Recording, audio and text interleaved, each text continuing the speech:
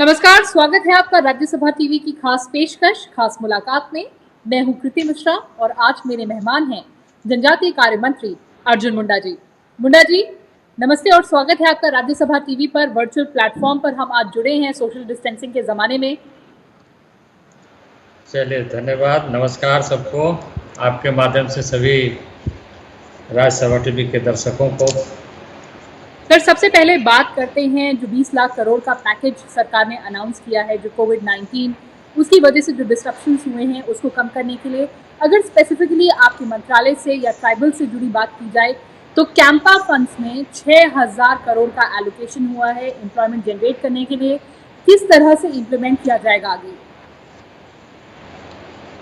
देखिए, भारत सरकार ने नरेंद्र भाई मोदी के नेतृत्व में जो पैकेज अनाउंसमेंट किया है ऐतिहासिक है और पूरे भारतवर्ष के समस्त लोगों को ध्यान में रखते हुए किया गया है।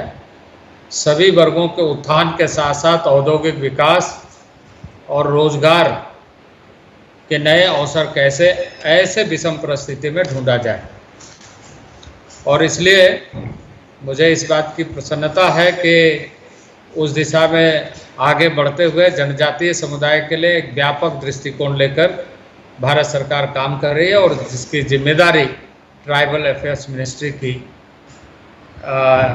बनती है कि हम उस काम को आगे बढ़ाएं।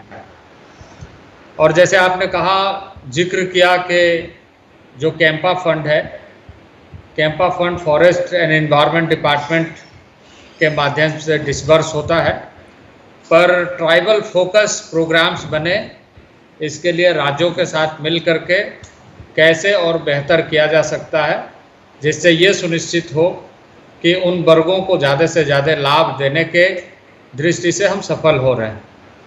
तो फॉरेस्ट एंड एनवायरनमेंट मिनिस्ट्री के साथ भी और राज्य सरकारों के साथ भी, क्योंकि यह सारी राशि राज्य सरकारों के साथ समन्वय करके यह सुनिश्चित करना है कि टारगेटेड वे में चीज़ों को किया जाए जिससे कि उसे सीधे सीधे लाभ दिखाई दे। और इस समय जिससे चाहे वो अर्बन एरिया हो या रूरल एरिया हो, फॉरेस्ट एरिया हो या ट्राइबल एरिया हो, बुरी तरह जूझ रहा है और एक आशंका बनी है, लोगों के बीच में आशंका बनी हुई है कि इससे बहुत बड़ी संख्या में प्रभावित होने के खतरे हैं।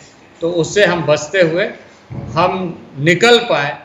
और मैं यह निश्चित रूप से कहूँगा कि माननीय प्रधानमंत्री के नेतृत्व में जिस तरह के इनिशिएटिव इनिशियल डेज से लिए गए हैं, कोविड-19 के खिलाफ संघर्ष करते हुए एक सजगता के साथ पूरे भारत का नेतृत्व करते हुए प्रधानमंत्री ने जहां एक एग्जाम्पल प्रस्तुत किया है, दुनिया के लोगों को यह बताने के लिए हम सक्षम हुए हैं कि हम सतर्कता के बल पर इस लड़ाई को जीतेंगे।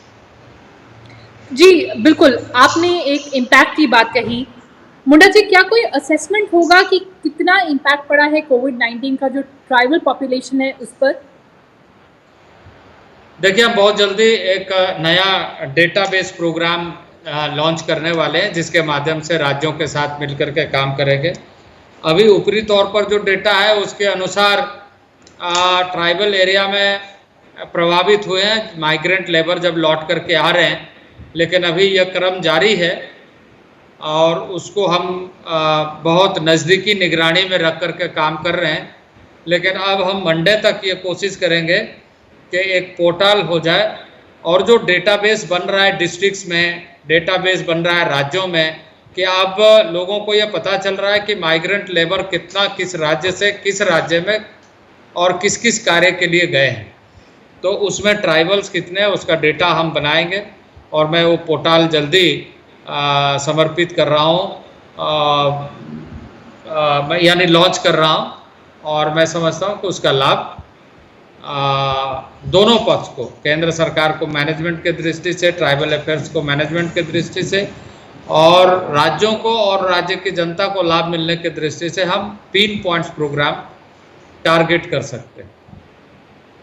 बिल्कुल, और जो समय है उसके हिसाब से बड़ा चैलेंज है कि लाइव्स और लाइवलीहुड्स दोनों को हम कैसे बैलेंस करें। तो अगर फॉरेस्ट ड्वेलर्स की बात की जाए, ट्राइबल पॉपुलेशन की बात की जाए, क्या आगे रास्ता देखते हैं आप? देखिए, इस समय तो पूरे देश के लिए संघर्ष का है। सतर्कता ही एक बड़ा रास्ता है। सजगता हमारे लिए महत्वपूर्ण हथियार है, और जिसके बल पर मैं ये कह सकता हूँ कि गांव वाले भी बहुत जागरूक हैं, फॉरेस्ट एरिया में रहने वाले आदिवासी भाई बहुत जागरूक है, और परंपरागत तरीके से वो डिस्टेंस को मेंटेन करते हैं। इसलिए मैं समझता हूँ कि इस समय जनजातीय समुदाय और अधिक सजग होकर के अपने काम में लगा हुआ है, जीवन यापन में लगा हुआ है।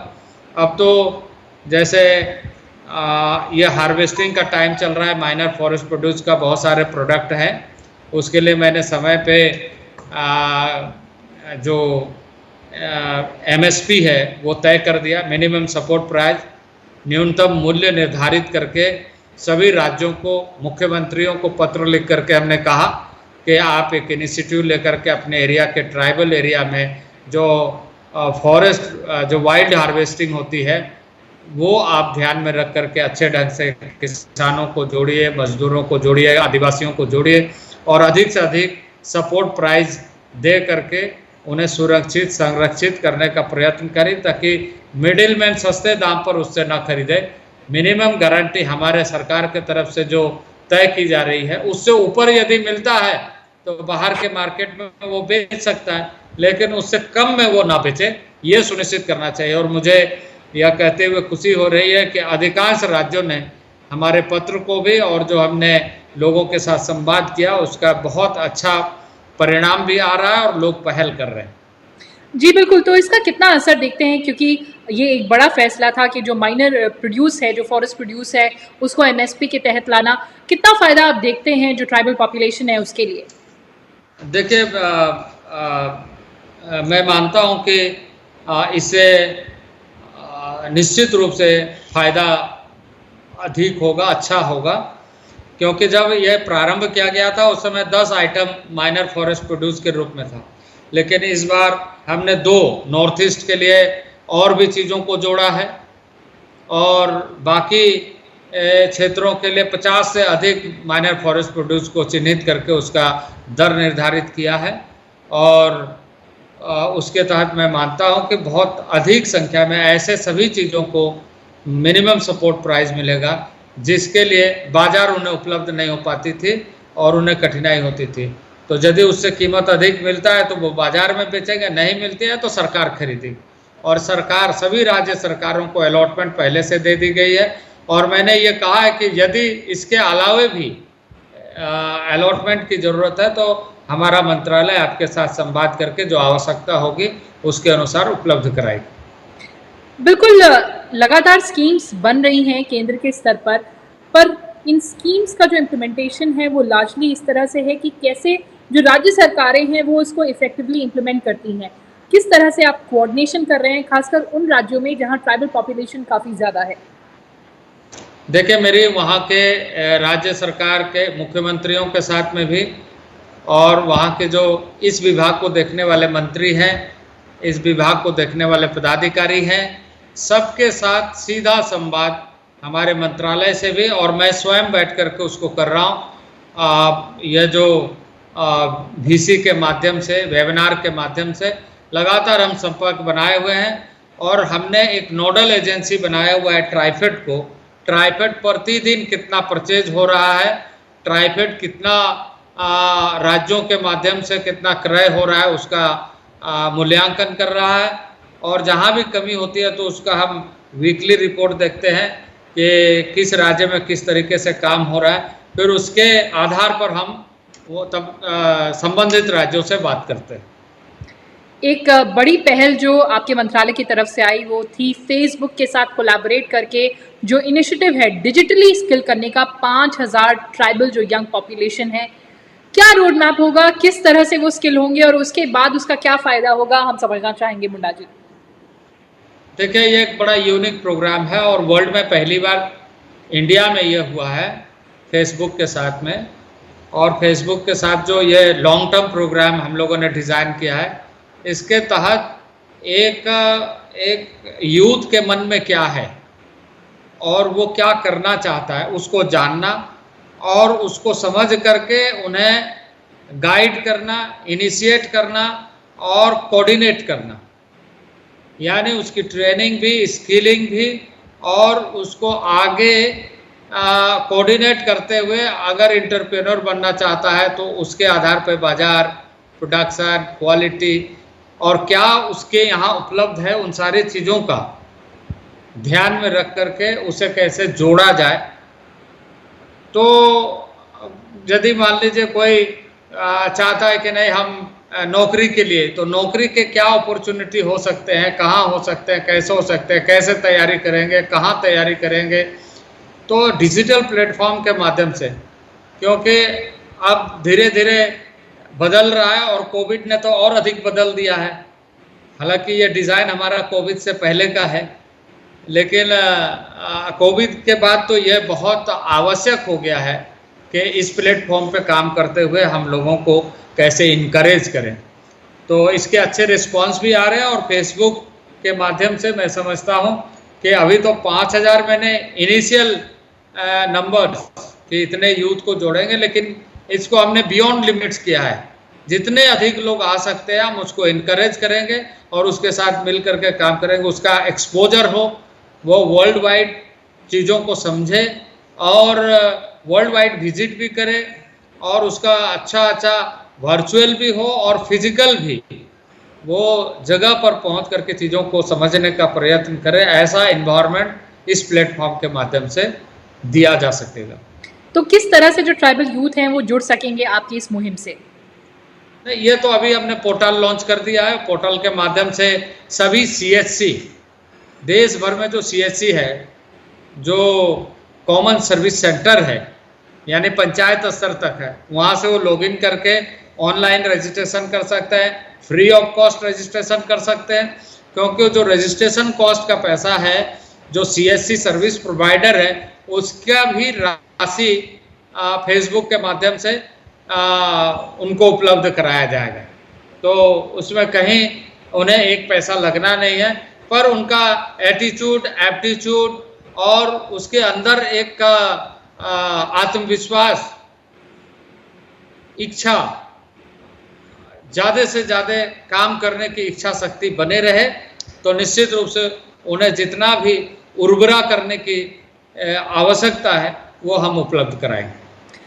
क्योंकि हम पोर्टल की बात कर रहे हैं तो एक और पोर्टल की बात करते हैं, जो है दिशा पोर्टल आपने जो लॉन्च किया है। जितनी भी वेलफेयर स्कीम्स हैं, चाहे फिर वो कैपेसिटी बिल्डिंग के लिए हो, ट्राइबल यूथ के लिए हो, औरतों के लिए हो या पब्लिक रिप्रेजेंटेटिव्स के लिए हो, कितना इसमें सक्षम रहा दिशा पोर्टल ये मॉनिटर करने के लिए कि जो स्कीम्स हैं उसका फ़ायदा लोगों तक पहुंच रहा है या फिर नहीं? देखिए, इसमें हमारी डेडिकेटेड टीम लगी हुई है पदाधिकारियों के, और इसके माध्यम से हम सभी स्कीम्स का मॉनिटरिंग कर रहे हैं। सभी ऑनलाइन देश के जितने भी ट्राइबल स्टूडेंट्स हैं, जिनको चाहे प्री मैट्रिक हो, पोस्ट मैट्रिक हो, या PhD के लिए हो, या डिफरेंट जो भी एजुकेशन वो लेना चाह रहे हैं, उसके लिए हम ऑनलाइन उनको ये स्टाइपेंड देने का काम करते हैं। और इसके माध्यम से ये कोशिश करते हैं कि टाइमली उसको मिले, और उसका रजिस्ट्रेशन की व्यवस्था है। और यूनिवर्सिटी में जैसे कई बार पहले यह होता था कि हमने राशि दिया, उस बच्चे को मिला नहीं, स्कूल में इस तरह के होते थे, लेकिन अब हमने इसको स्ट्रीमलाइन कर दिया। जी बिल्कुल मुंडा जी, एक और बड़ी जो उपलब्धि रही वो थी कि 1000 से ज़्यादा वन धन केंद्र बनाए गए। किस तरह से जोड़ रहे हैं आप ट्राइबल पॉपुलेशन को इससे? देखिए, हमें इसमें बहुत आगे तक काम करना है, वैल्यू एडिशन, क्योंकि बहुत सारे ऐसे प्रोडक्ट, वाइल्ड प्रोडक्ट है जिसका वैल्यू एडिशन होना है। आज जैसे बहुत सारे उत्पाद जंगलों से आते हैं, ट्राइबल एरिया से आते हैं, चाहे वो आप आयुर्वेद की जड़ी बूटियाँ ले लीजिए, या एक स्वस्थ रहने के बहुत सारे ऐसी चीज़ें जो धीरे धीरे विलुप्त हो रही है, वो चीज़ें गांव में अभी भी हैं। तो उन सारे चीज़ों को ध्यान में रखते हुए बंधन केंद्र के माध्यम से रोजगार अधिक से अधिक महिलाओं को मिले, गांव के क्या प्रोडक्ट हो सकते हैं, उसका वैल्यू एडिशन कैसे हो सकता है, उसका मार्केटिंग चेन कैसे बन सकता है। और मुझे इस बात की खुशी है कि अभी जो 20 लाख करोड़ के जो पैकेज घोषणा हुई है उसमें रूरल एरिया के लिए हर चीज़ के लिए मार्केटिंग चेन मैनेजमेंट करने की कोशिश की जा रही है और उसके लिए पैकेज बनाया गया है। उससे मैं समझता हूँ कि बहुत अधिक लाभ ट्राइबल एरियाज़ को भी मिलेगा और इसमें प्रमुख भूमिका राज्य सरकारों को विशेष तौर से निभाने की आवश्यकता है कि वो इंफ्रास्ट्रक्चर गैप का एनालिसिस करके उसको अच्छे ढंग से करें। देखिए ये कोरोना 19 जो है एक हमें सचेत भी किया है कि हमें उन कमियों को दूर करना चाहिए और फास्ट करना चाहिए। हमें भागने से ज़्यादा हमारे सिस्टम को भगाने की कोशिश करना चाहिए कि सिस्टम कैसे कन्वेयर बेल्ट की तरह आए और वो ऑटोमेटिकली काम हो। तो ये जो चेन मैनेजमेंट मार्केट का है, जैसे गांव में कोई चीज़ उत्पादित होती है, कितना समय में वो नेचुरल वे में पहुंचना चाहिए ताकि उसका जो मेन क्वालिटी है उसमें डिटोरिएशन ना आए। तो ऐसे बहुत सारी चीज़ें हैं जिसके बारे में बंधन केंद्र काम कर रहा है और ट्राइफेड हमारा जो इंस्टीट्यूशन है वो पूरा टीम लगा हुआ है। हमने ऐसे कई 2019 में कई यूथ को इंटर्न्स के रूप में लिया है और मुझे खुशी है कि वो जंगल इलाके में पोस्टेड हैं, मैंने काम कर रहे हैं, इंटर्न्स के रूप में काम कर रहे हैं। वो बहुत सारी चीज़ों को सीखने समझने का भी काम कर रहे हैं और उनके आइडियाज़ को भी शेयर करने का मौका मिल रहा है कि हम और अधिक ऐसे जो इंटर्न्स करने वाले जो स्टूडेंट बेस्ड जो लोग हैं उनसे हम कैसे लाभ ले सकें। तो ये बहुत अच्छा काम चल रहा है। जैसा कि आपने बताया कि कोविड-19 ने हमें बहुत चीज़ें सिखाई भी कि किस तरह से हमें सिस्टम को दुरुस्त करना है। क्या चैलेंजेस हैं आगे आपके मंत्रालय के लिए? देखिए हम तो ट्राइबल के बीच में पूरे जोर शोर से लगे हुए हैं कि ज़्यादा से ज़्यादा बेहतर परिणाम कैसे आए, लेकिन ट्राइबल तो नेचर के साथ जुड़ करके रहना जानता है। अब हम सबको नेचर के साथ जीने का एक जीवन पद्धति बनाने की तरफ आगे बढ़ना पड़ेगा। अंधी दौड़ कुछ चीज़ों के लिए ठीक हो सकता है लेकिन जीवन के लिए ठीक नहीं हो सकता है। बहुत तेज़ी से भागना भी गिरने का खतरा बना रहता है। तो ये प्रकृति ने इस वायरस के माध्यम से हमें बताया है। जी मुंडा जी, आगे बात करते हैं। मोदी सरकार के दूसरे कार्यकाल को एक साल पूरे हो चुके हैं। किस तरह से देखते हैं उपलब्धियां? सरकार की बात करें या फिर आपके मंत्रालय की बात करें, दोनों ही को आप कैसे देखते हैं? देखिए देश को एक ऐसा प्रधानमंत्री मिला है जिन्होंने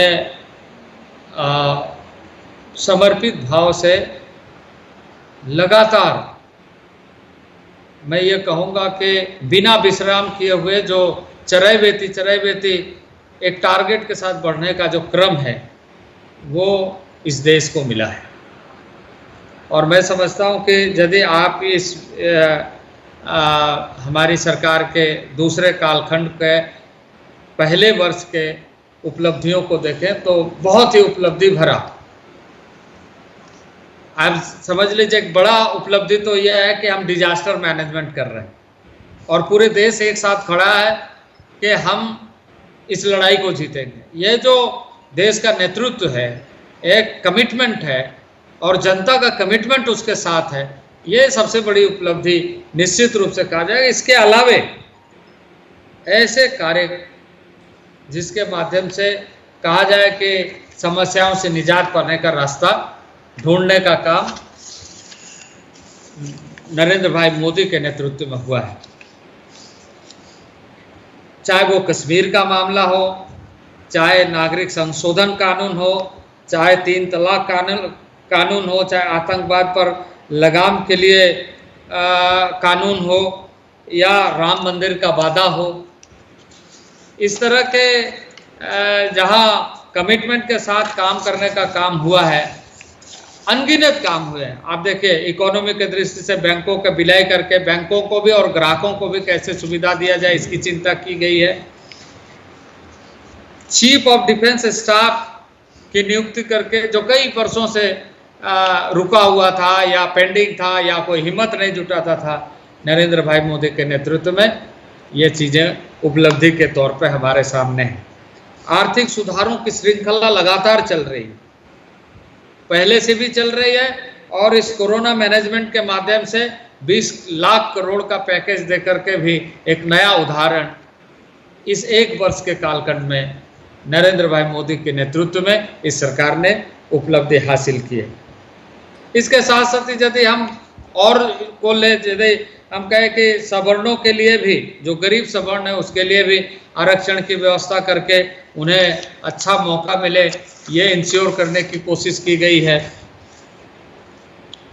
आप इस बात से इनकार नहीं कर सकते हैं कि भारत सरकार ने हर गरीब के लिए ये सोचा है। आप सोचे कि 80 करोड़ लोगों को 5 महीने तक 25 किलो चावल, 5 केजी दाल, गेहूं 25 केजी, जो गेहूं या चावल में जो पसंद करे, इस तरह से जिसका कोई कार्ड नहीं है, अगर इस डिजास्टर मैनेजमेंट में देखें तो 10 किलो अनाज, 2 किलो दाल मुफ्त देने का निर्णय भारत सरकार ने किया है और पर्याप्त मात्रा में, और स्पेशली हर मंत्रिपरिषद के बैठक में इसकी चर्चा होती है तो कि कहीं राशन की कमी तो नहीं हो रही है, राशन का उठाव कैसे हो रहा है।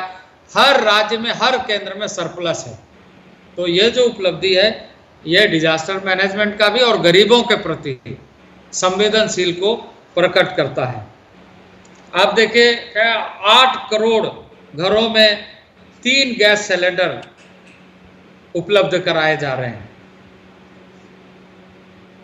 ऐसे बहुत सारी योजनाएं माननीय प्रधानमंत्री के नेतृत्व में विभिन्न विभागों के माध्यम से किया जा रहा है। और आज यदि हम बिजली की बात करें तो बिजली पूरे देश भर में जिन गांव में नहीं पहुंचा था उन गांव में पहुंच रहा है। और अब धीरे धीरे आप समझ लीजिए कि बिजली की जो उत्पादन है उसमें भी व्यापक सुधार हो रहा है। सोलार सिस्टम बड़ा इम्प्रूव कर रहा है।